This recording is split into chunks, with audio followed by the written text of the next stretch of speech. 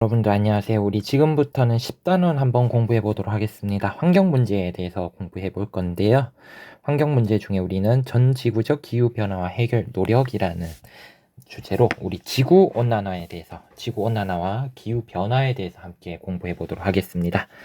먼저 이번 단원의 가장 핵심적인 키워드죠. 지구 온난화에 대해서 우리 한번 배워보도록 하겠습니다.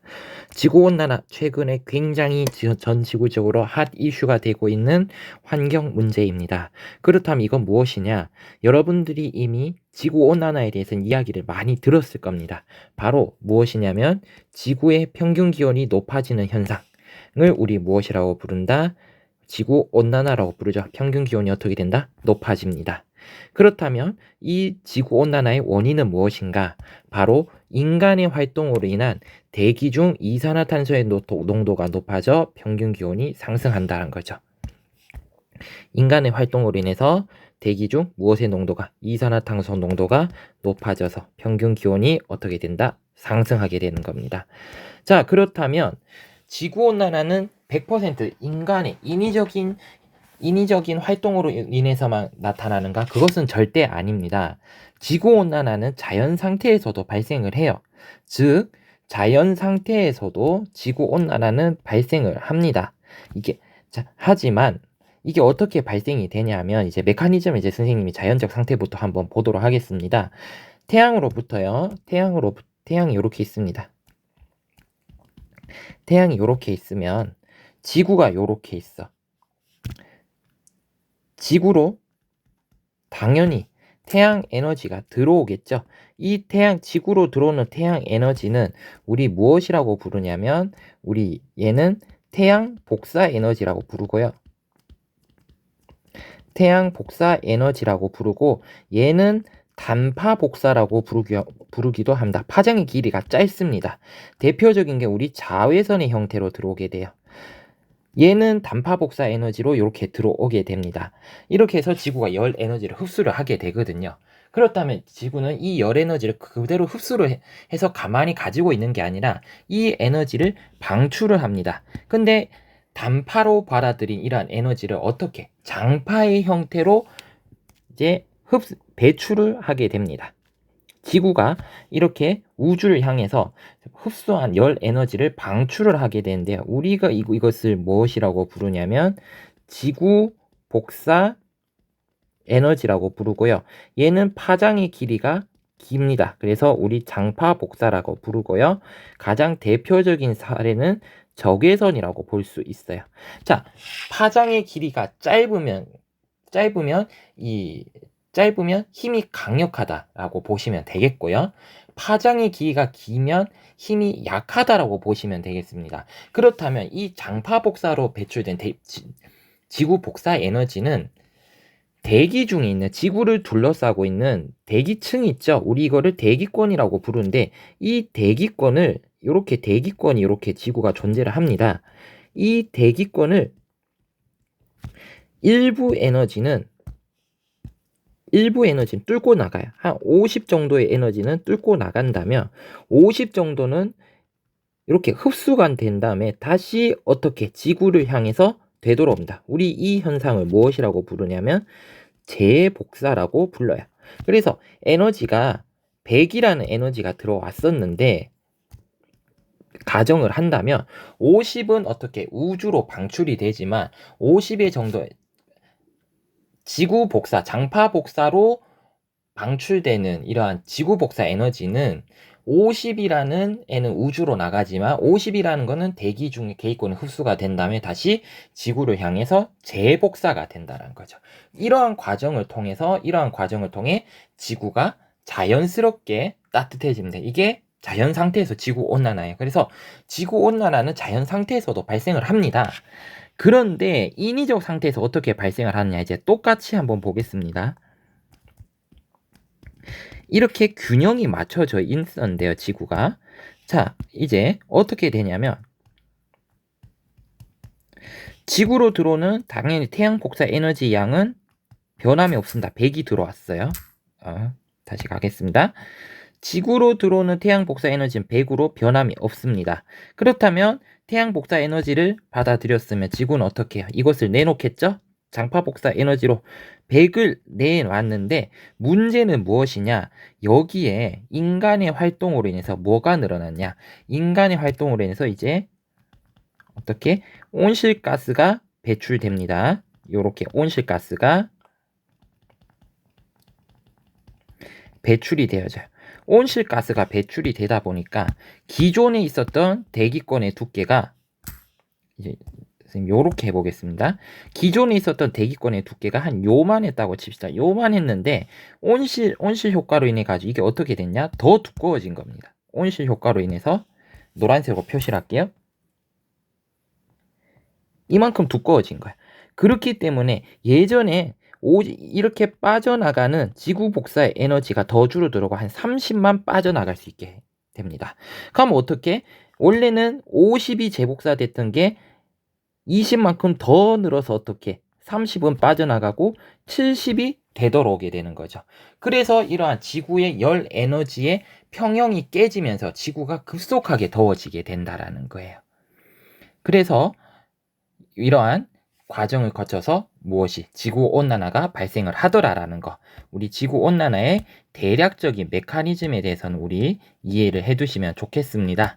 그래서 이러한 현상을 거쳐서 지구온난화는 원래 자연적 현상이기는 하지만 인간의 활동으로 인해서 지구온난화가 최근에 더욱더 급속하게 이루어지고 있다는 거 한번 보시면 되겠고요.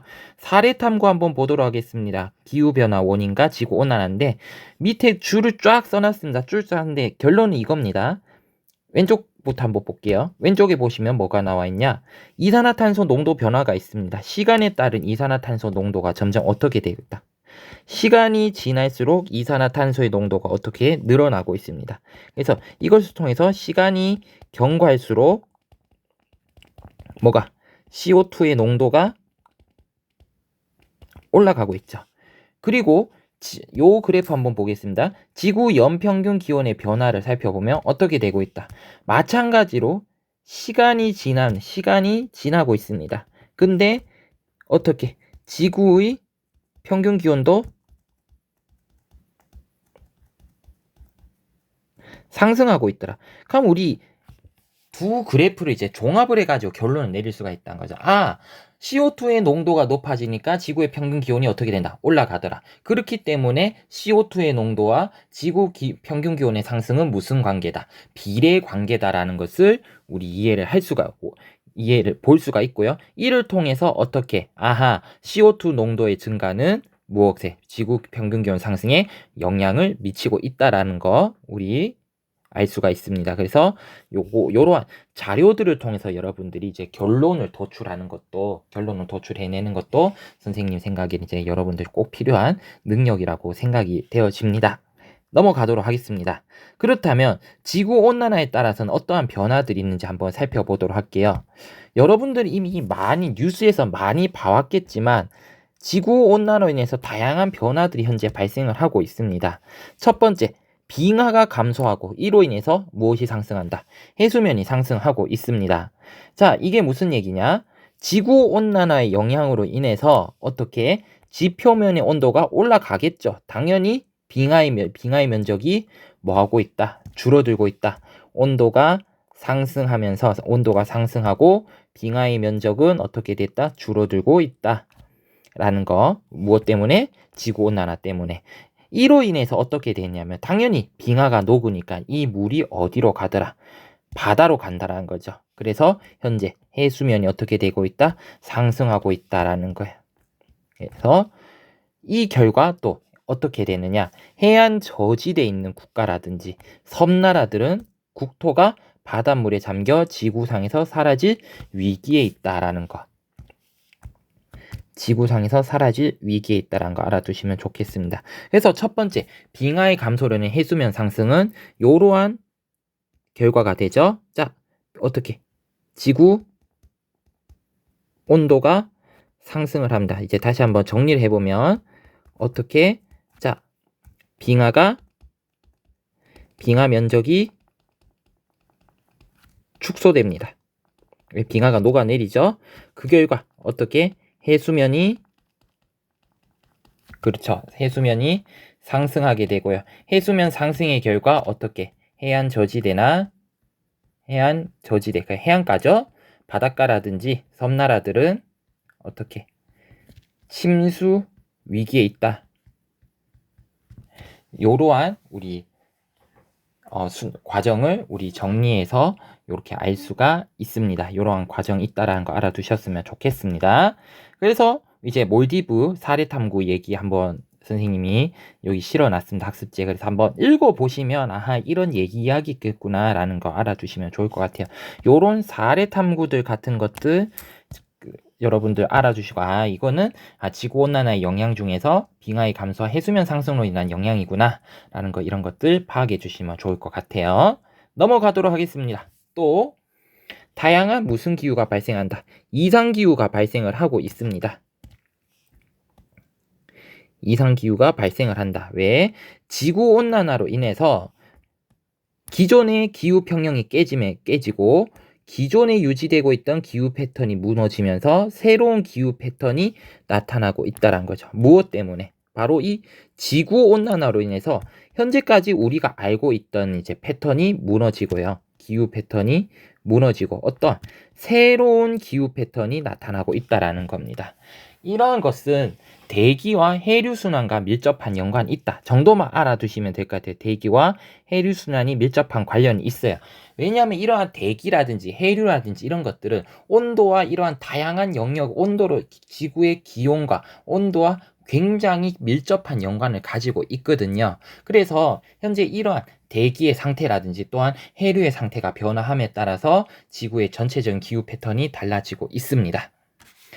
그렇다면 이렇게 지구의 평균 기온이 상승한다면 대표적으로 발생할 이상기후 현상은 어떤 것들이 있느냐?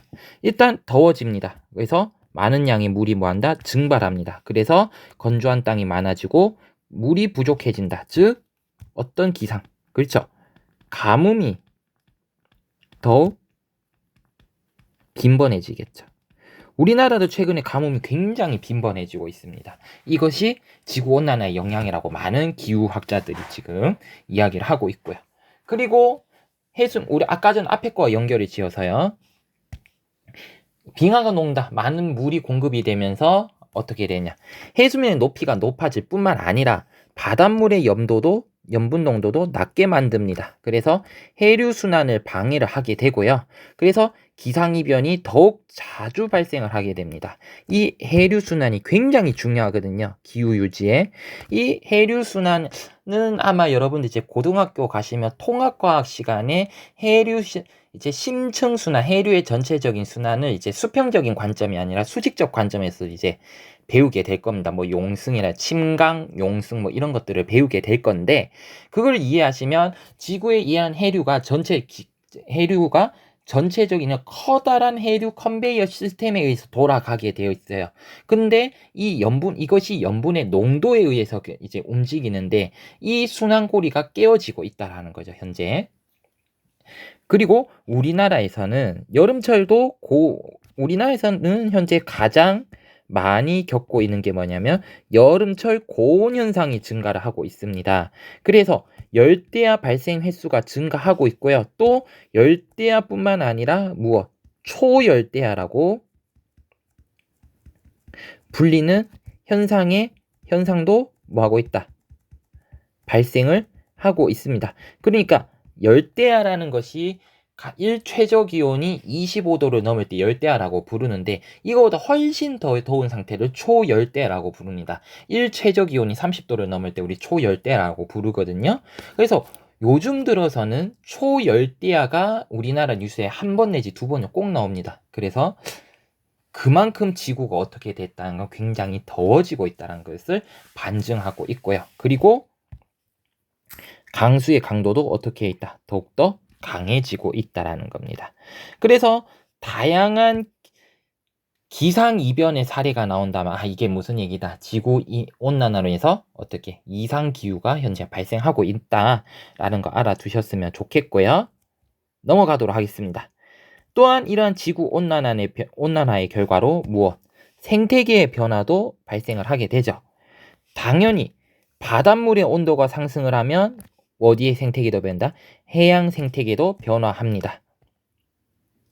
해양 생태계가 변화하죠. 그래서 우리나라 같은 경우 현재 바닷가의 수온이 굉장히 높아지게 되면서 알게 모르게 현재 우리나라 바닷가가 이제 열대의 바닷가와 비슷한 환경으로 점점점 가고 있다고 합니다. 굉장히 근데 그 속도가 지금 굉장히 빠르다고 해요. 그래서 지금 현재 해양학자들이 굉장히 여기에 대해서 주시를 하고 있고요. 그리고 육지에서는 지표면 기온도 당연히 상승을 하겠죠. 그래서 고산식물의 멸종 가능성이 증가합니다. 그러니까 고산식물이라는 것은 높은 곳에 사는 곳인데 식물들인데 얘들은 기온이 낮은 곳에서 서식을 해요. 근데 날씨가 따뜻해지니까 자기들이 서식할 만한 고도가 점점 어떻게 높아지게 되는 거죠. 근데 하늘이 무한대가 있는 게 아니잖아요. 아니, 하늘이 무한대가 아니고 산이 무한대로 높아지는 게 아니잖아요. 일정 높이가 있잖아.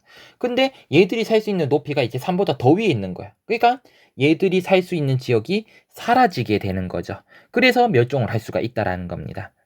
이게 대표적인 게 구상나무라는 게 있어요. 여러분들 나중에 한번 찾아보시고요. 이 구상나무가 우리나라의 높은 산지에서만 살아가는 이제 고유종인데 최근에 이러한 지구 온난화로 인한 기후 변화로 인해서 얘들이 살아갈 곳이 사라져 가고 있고 현재 멸종 위기에 있습니다. 그리고 우리 일상생활에 많이 영향을 미치는 건 당연히 농작물의 재배 환경이 어떻게 하고 있다. 변화하고 있다라는 거예요. 그러니까 기존에는 자랐던 작물들이 이제는 자라지 못하는 거예요. 왜? 기후가 그만큼 따뜻해졌으니까. 밑에 한번 볼까요? 인삼 재배 위기라는 지도 한번 보겠습니다. 그래서 과거 30년을 보면 인삼은 노란색이 재배 적합 지역이에요. 어떻게? 전국 대부분 지역에서 재배가 가능을 했습니다.